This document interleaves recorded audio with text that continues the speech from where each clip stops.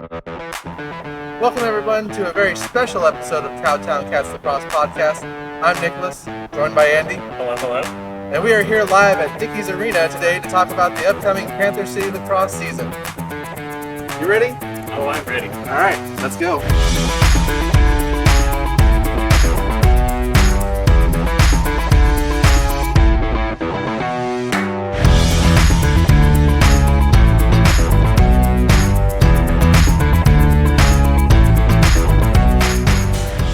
In this video, we're going to talk about the first 6 games of the Panther City season. So the first game is against the Vancouver Warriors, and you know, I don't want to say that's necessarily the kind of team that you want to face first, but given our success against them last season, I think it'll be a good one to kind of get the team's beak wet and see how they can gel, test maybe new things out and whatnot. Obviously, Vancouver's still in a sort of rebuilding stage, trying to find their footing in this league, but Panther City ought to take full advantage when they can, try to get some easier wins under their belt. Well, and with Vancouver, I mean, we saw last year they were definitely a team that decided, hey, the season's done. Let's use what we can for the rest of the season and look to next season. So it'll be interesting how they built on that and where their strengths are this year.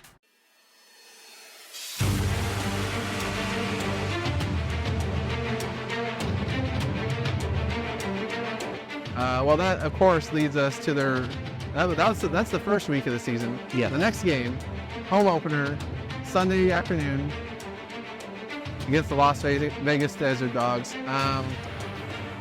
It's kind of interesting because I know we've talked about this in the past. You see Las Vegas as Panther City's rival. I mean, I think the fact that they're both just these new, fresh teams and new markets gives them that opportunity. It's kind of like. Yeah, I think I mentioned this before, but in the NFL, when the Carolina Panthers came in and the Jacksonville Jaguars came out at the same time, you have these two new teams, and even though they were in separate divisions, you can still have that rivalry of like, which one of us is better, which one of us, can kind of grow from there. So maybe not their true rival, but I think some sort of a rival based on the newest, incarnation of both those teams. Yeah, and when you think of Las Vegas, even just as a city, you think of the glitz and the glamour and what they've got all their celebrity ownership with like, at their home opener wasn't like Slade Nash, Wayne Gretzky, oh my God. Kind of big sports figures were there. And little old Fort Worth, this is what the main show in town in terms of major sports. We're the only sports league in Fort Worth. So. Yeah, so there's a little bit of that. Ironically, Las Vegas's first goal ever was against Panther City in this very arena. We were both at that game. And so hopefully things don't start off on the wrong foot this time around. And if they do, hopefully we'll take the lead right back. Well, even from Panther City's standpoint, we saw that transition from season 1 to season 2. That'll be interesting to see Las Vegas transition from season 1 to season 2, where their strengths are in that. So, yeah, my hope is that we'll still be the big brother for them for at least a few more years. For sure.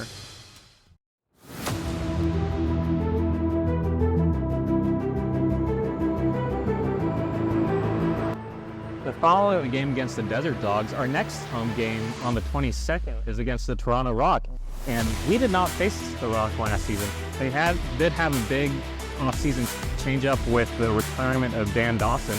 That's off him on a great career. But they're still a very potent team. They've got Tom Schreiber. He's always a threat.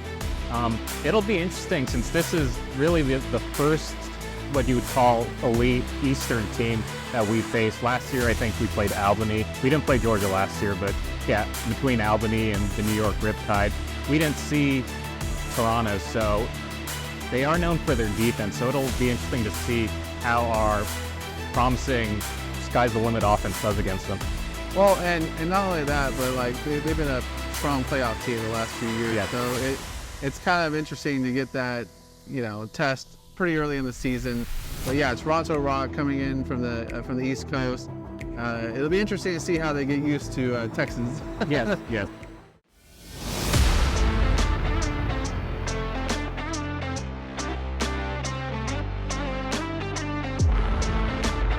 Well, after that game, of course, their next one is an away game in the new year against the Georgia Swarm, a team coming off of a season where they were, pretty much dead in the water and came back and tried to almost make the playoffs last year. Yeah, the first half of the season, they were largely irrelevant. I think they were 1-7, something like that. But then to finish the year, they ran off all those wins just in a row and really fought till the final week of the year.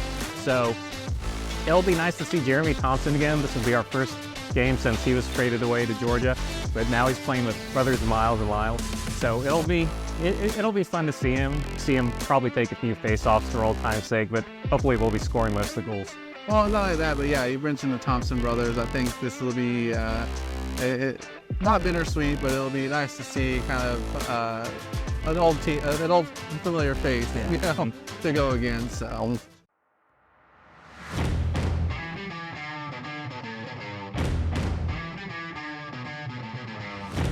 Well, after that, we continue the road trip against the New York Riptide, where Tyler Digby, for the first time, goes against his team since we acquired him in the offseason. Yeah, it's really a thing to see how out there they'll take out whether there's some industrial or familiarity. Some knowledge playing against your former team. They've still got Jeff Tate. I think this will have just been his third year. Obviously, he beat out Dodzy for Rookie of the Year, but who is a very, very good player, but they just don't really have the pieces around him yet to really compete. Maybe this is the season. Right. We'll see. And it'll be interesting to see, too, if coming to Panther City from the New York Riptide, if he can bring any information. I mean, you always talk about that, about players coming in from other teams, like, hey, do you know style changes that they like to do or anything they like to tend towards? So I think for Panther City, it almost gives them a leg up to go against them. No, yeah, and the Riptide, it's no secret that they've been struggling the past couple of years despite the brilliance of Teat.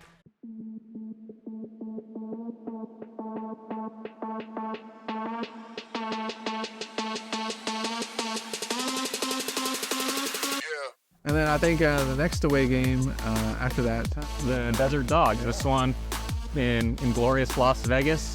The first game that they played there was a fight that broke out near the end. I think part of that year beating them pretty good, and so in the fourth quarter they decided to give fans an extra show to film what the NLL was all about.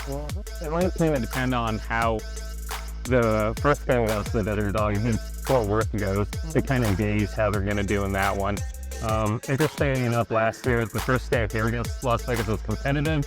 The second game out in Nevada was not. Yeah. So it was kind of, we were spoiling their grand opening, as you should say. But yeah, I don't know. It'll be interesting to see, again, those changes from year one to year two.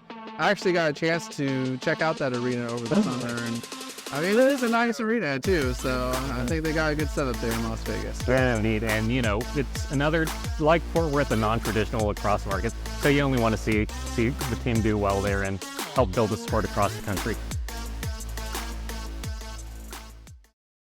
Well, Andy, I for one can't wait for the season to start. Indeed.